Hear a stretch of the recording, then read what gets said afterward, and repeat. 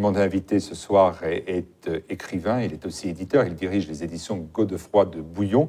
Richard Haddad, bonsoir. Bonsoir Martial. Vous êtes français d'origine libanaise, cette information est importante pour bien comprendre ce qui se passe dans le Moyen-Orient, plus précisément au Liban. Il y a tout de suite une information qui apparaît essentielle, c'est que les États-Unis avaient annoncé que Abu Bakr al-Baghdadi était mort. Or, il est vivant, a donné un témoignage vidéo où il indique que l'État islamique progresse en Arabie Saoudite, au Yémen, en Égypte et en Algérie. La menace s'étend véritablement ? Oui, absolument. C'est ce qui est nouveau, c'est qu'il parle de l'Arabie Saoudite, qu'il avait ménagé jusque-là. Donc il est temps, effectivement, qu'il se sent plus puissant. Il parle d'ailleurs de tout le Maghreb. Il parle de la Tunisie, du Maroc et de l'Algérie. Il fait même allusion à l'Occident. Il appelle tous les partisans du djihad à conquérir l'Occident et notamment les croisés de Rome. Mais alors, le terme, il dit les Juifs et les croisés.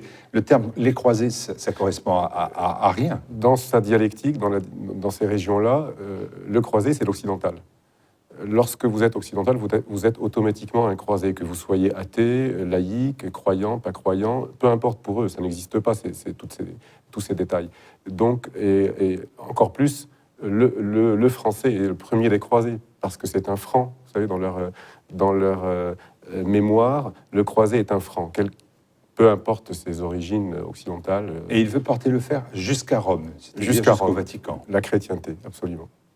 Donc ça ne fait pas... Ce qui est nouveau. Dire. Oui, voilà, c'est une nouveauté. C'est une nouveauté. Généralement, il vise des pays modernes, c'est-à-dire les États-Unis, la Grande-Bretagne, la France. Là, il vise Rome, le symbole de la chrétienté. C'est pour coaliser les forces, c'est pour homogénéiser, idéologiser. Oui, il y a aussi un retour aux origines, c'est-à-dire que toute sa stratégie, c'est le retour aux origines de l'islam. C'est-à-dire Rome, c'est l'appel d'Urbain II aux croisades, etc. Donc toute sa dialectique est traditionnaliste, si vous voulez. Donc il utilise un vocabulaire qui remonte aux origines de l'islam à tous les niveaux, même celui-ci.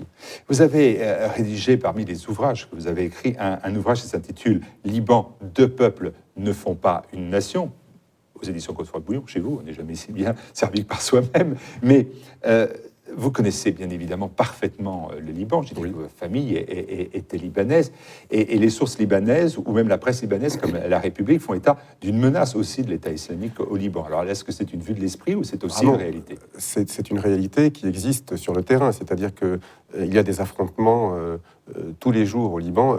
De temps en temps, la tension monte et ça devient des mini-guerres à plusieurs endroits. Ce qui est nouveau, c'est qu'al-Baghdadi n'incluait pas le Liban dans ses discours. Il parlait de la Syrie, de l'Irak, la Jordanie, bien sûr, Israël-Palestine, mais n'incluait pas le Liban. Maintenant, il inclut le Liban, bien évidemment, mais bien avant qu'il ne l'inclue dans son discours, sur place, il y a des combats, puisque la ville, par exemple, Tripoli, qui est la deuxième ville du pays, mais qui est au nord, à la frontière syrienne, ville à très grande majorité sunnite, est totalement acquis à l'État islamique. Et l'armée libanaise n'arrive pas à faire maintenir l'ordre. Les combats sont quotidiens. De temps en temps, ils montent en intensité. À la frontière à l'est, à la frontière syrienne, dans la plaine de la Beka, les affrontements ont été très très violents. Il y a eu des centaines de morts dans les rangs de l'armée libanaise, dans laquelle il y a des défections. Des soldats sunnites font défection, parce qu'ils sont appelés à déserter pour ne pas se battre contre l'État islamique. Et on nous dit que ce n'est pas grand-chose par rapport au nombre de soldats. Peut-être, mais on ne sait pas tout, parce que l'armée ne veut pas trop communiquer sur ce sujet, minimise beaucoup. Dans la réalité, ils font en sorte d'envoyer le minimum de sunnites dans ces combats-là. Ils envoient plutôt des chrétiens. Il faut savoir aussi que les officiers de l'armée libanaise sont officiellement à moitié chrétiens. En réalité, il y a plus de chrétiens dans les hauts gradés que des musulmans. Et donc, d'où l'accusation d'ailleurs de l'État islamique. Ils accusent l'armée libanaise d'être tantôt chiite, tantôt chrétienne. D'une part parce que les soldats sont majoritairement chiites, bien qu'il y ait beaucoup de sunnites, et l'état-major est majoritairement chrétien. L'État du Liban, c'est un État bien évidemment dont c'est composite, un peu patchwork. C'est une mosaïque. C'est une mosaïque. Sur qui peut compter l'État islamique ? Quelles sont les forces en présence contre l'État islamique au Liban ? Alors, les forces en présence contre l'État islamique, c'est le Hezbollah. qui est un parti politique, mais aussi une milice, je dirais même une armée, plus puissante que l'armée libanaise, et mieux armée. Pour le moment, ils n'interviennent pas. Ils ont été visés par des attentats à plusieurs reprises, mais pour le moment dans les combats, parce qu'ils étaient intervenus avec l'armée libanaise contre des islamistes dans la ville de Saïda il y a 1 an ou 2. L'armée libanaise a été un peu discréditée à cause de cela. Donc pour le moment, là, dans les combats de Tripoli et de la Bekaa, ils n'interviennent pas. Ils laissent l'armée libanaise faire. La deuxième force, c'est l'armée libanaise, qui est une mosaïque, comme je l'ai dit. À chaque fois qu'elle est intervenue au Liban, historiquement, elle s'est coupée en deux. À chaque fois qu'elle est intervenue au début d'une guerre civile, immédiatement, elle s'est coupée en deux. Là, ce n'est pas le cas, mais bon, c'est très dangereux pour elle. C'est un jeu dangereux quand l'armée libanaise intervient dans un conflit local. Quelle est l'attitude qu'ont les chrétiens au Liban? Quelles sont les menaces pour eux? Quelles sont les attitudes qu'ils doivent prendre? Est-ce qu'il ne faut pas négocier de nouvelles ententes avec l'ennemi syrien, avec Bachar al-Assad, qui a été l'ennemi? Est-ce que le général Aoun n'a pas eu raison avant les autres? Oui et non. Enfin, le général Aoun ne s'est pas allié avec le régime Assad pour ces raisons-là. Il se trouve que les circonstances l'ont aidé, si vous voulez.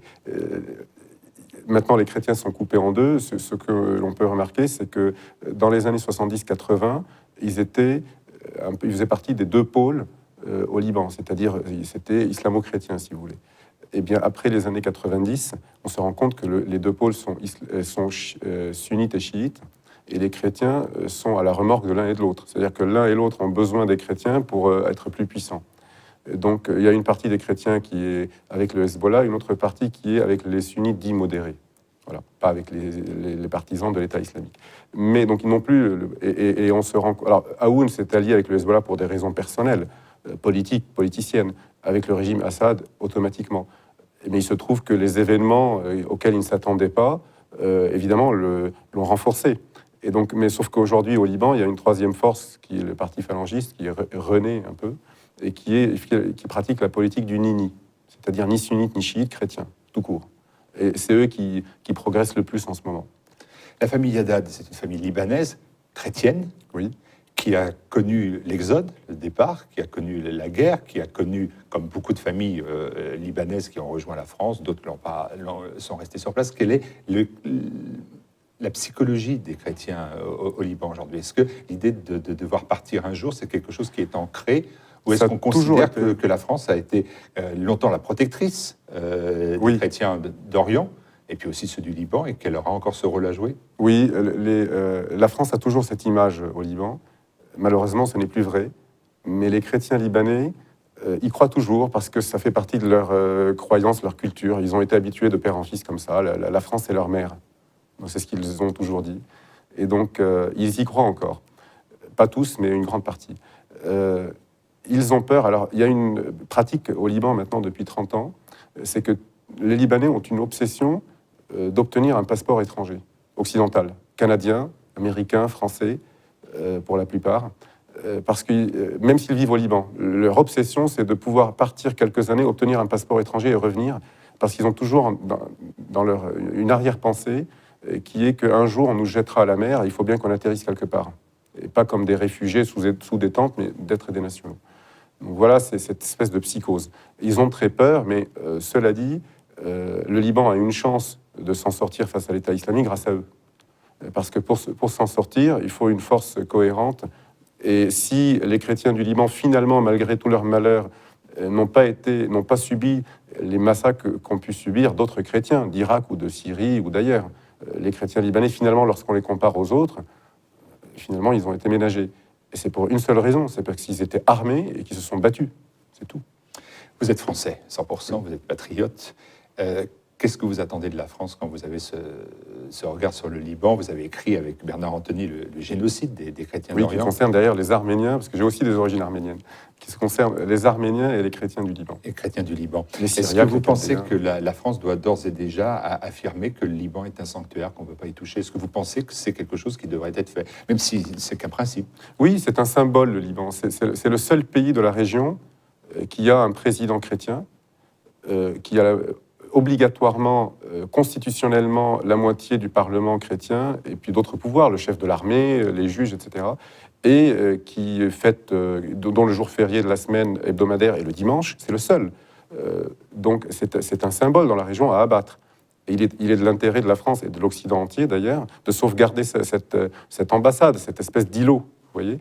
Et puis il en va aussi de la réputation de la France. Parce que vous savez, dans ces pays-là, on ne respecte que la force. Et voilà, si vous vous retirez, Béchir Gemayel avait dit « Si nous tombons, vous tomberez après nous ». Parce que c'est la porte ouverte.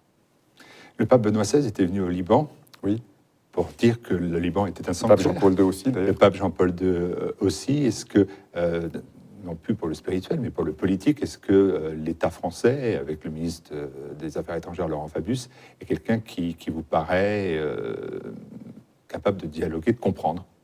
Oui, Laurent Fabius, je pense qu'il connaît son sujet. Maintenant, je pense que c'est pas lui qui décide seul. Et puis, est-ce que la France a encore les moyens de sa politique étrangère? Voilà, ce n'est pas suffisant, je dirais. Ce n'est pas le pire qu'on ait eu sur ce sujet-là, mais ce n'est pas suffisant, loin de là. Dernière question, est-ce que l'État islamique vous paraît être la plus grande menace que le Liban ait à connaître depuis des décennies? Il en a connu des menaces. Certainement. Parce Et que des agressions.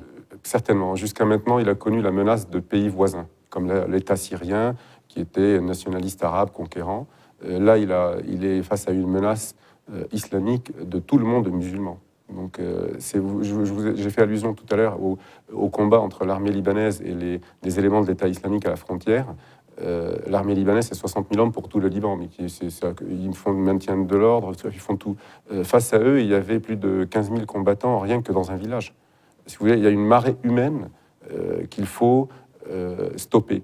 Alors, le revers de la médaille, c'est que, heureusement, ces soldats de l'État islamique ne sont pas de grands guerriers. Ils ont l'avantage du nombre, mais au point de vue stratégie militaire et expérience, il n'y a pas grand-chose qu'ils connaissent. Donc, c'est ça qui fait leur faiblesse. Mais il n'empêche que le nombre, vous savez, c'est important, et puis ils ont de l'argent et des armes. Donc, c'est une menace très importante, très inquiétante. Merci beaucoup d'avoir apporté Merci ce témoignage. Si vous voulez aller plus loin sur le Liban, Richard Haddad en est vraiment un des spécialistes. Deux peuples ne font pas une nation. Sur ce pays du cèdre qui est cher au cœur des Français, qui est cher au cœur de tous les patriotes français. Merci.